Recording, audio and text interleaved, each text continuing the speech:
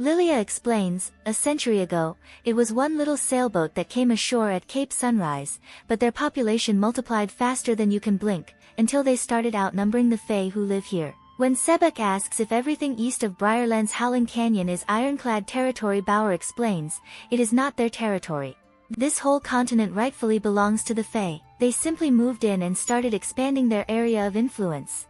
We are never told why it is that ironclads appeared in Briarland, where they came from or what they were hoping to accomplish. Soldiers explain, they come from a foreign land and cut down our forests, lay waste to our mountains, and plunder our resources. With the mountains stripped bare, the dire beasts deprived of their habitats go into villages and cause mayhem. We see this in the game, with townsfolk begging Lilia's soldiers for help as dire beasts tear through their food, chased from their homes by ironclads. The soldier explains, the Fae have suffered immeasurable damage because of them. Lilia says, if they respected animals and nature and lived modestly, we could leave them be, but we cannot let them tear up any more of our mountains and forests.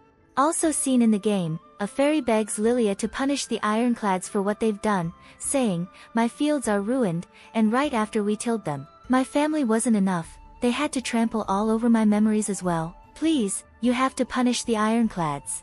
My family and fields are all gone because of them. A river polluted by ironclads to the point that it is uninhabitable for water fairies is also shown. The ironclad leader Henrik says that he tried many a time to negotiate with Briarland in good faith and the Fae made a mockery of their efforts, but Lilia says he only visited the castle once, where he presented a list of demands. Princess Meleanor did not speak with them. Sebek exclaims, he dared to bring demands when his men are the ones repeatedly damaging Briarland? The audacity! The ironclads besiege Meleanor's castle, demanding that she give up her home and her magestone to them. The Fae side is supported by various Fae of Briarland who heal their wounds and ask Lilia to save the princess, children who say they also want to protect their home, families, friends, and the princess, and Fae blacksmiths who offer what support they can. The ironclad side is supported by people from other lands who also covet Briarland's resources, and/or hired mercenaries, including mages. The ironclads challenge Meleanor to a duel, saying, not that either choice will end in anything but our victory, but then declaring that it is actually Meleanor who has given them no choice but to fight.